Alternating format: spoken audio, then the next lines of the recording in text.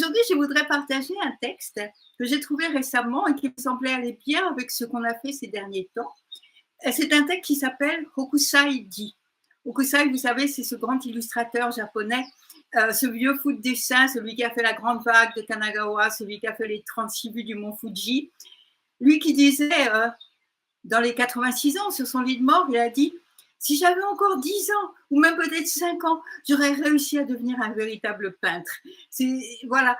Et ce qui est peut-être moins connu que ses grands travaux, c'est qu'il avait aussi je sais pas comment dire, un regard d'entomologiste. Il dessinait une petite branche comme ça avec une sauterelle. C'est de ça que je me souviens le plus, mais il y a aussi une grenouille, il y a des poissons. Et c'est un très fort, un très beau dessin. Et du coup, voilà, Hokusai regarde. Et le texte que je voudrais lire là, c'est un texte d'un Américain contemporain, Roger Case, et il dit ceci, Hokusai dit. Hokusai dit de regarder attentivement. Il dit de prêter attention, de remarquer.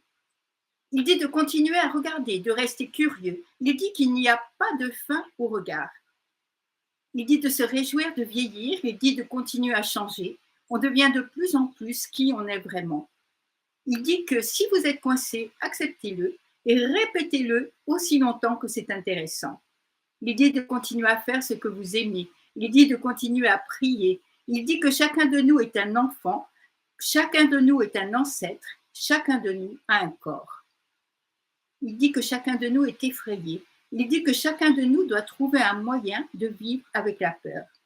Il dit que tout est vivant, les coquillages, les bateaux, les bâtiments, les gens, les poissons, les montagnes, les arbres, le bois, tout est vivant, l'eau est vivante, tout a sa propre vie, tout vit en nous.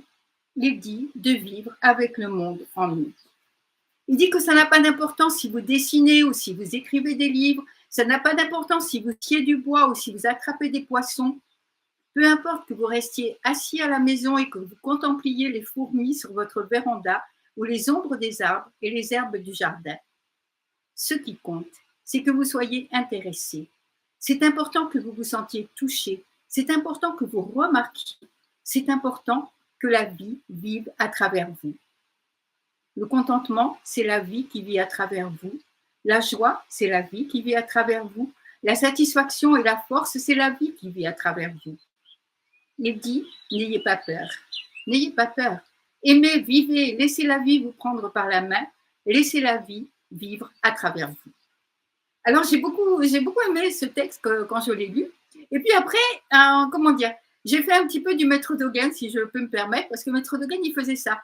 Il cite un texte et ensuite il dit « Ah, c'est très bien, ce texte, c'est très bien, tout ça. » Mais si c'était moi qui l'avais écrit, j'aurais dit. Alors moi, je vais rajouter quelque chose sur le même mode en disant « C'est très bien, mais moi, je dirais, cette vie qui est en nous, c'est la vie de Bouddha. Une vie sans naissance et sans mort. Une vie aussi vaste que l'univers. La vie de l'océan à travers la vague, la vie du cosmos à travers le brin d'herbe. La vie sans limite que nous embrassons à travers nos corps et nos sens et qui dépasse les corps et les sens.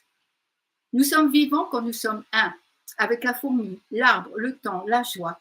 Nous sommes vivants quand nous nous ouvrons au monde pour y trouver notre véritable place, à la fois sur la véranda et dans le cosmos tout entier. La vie des sens, comme dans ce poème, nous montre l'impermanence et la beauté. Les yeux de Bouddha nous montrent le filet d'Indra, tout relié à tout, n'existant que dans cet infini sans forme. Réjouissons-nous donc de cette vie humaine qui nous relie à l'infini. Merci beaucoup. On se retrouve samedi prochain. D'ici là, très belle journée dans la joie du Dharma et complètement vivant. Merci.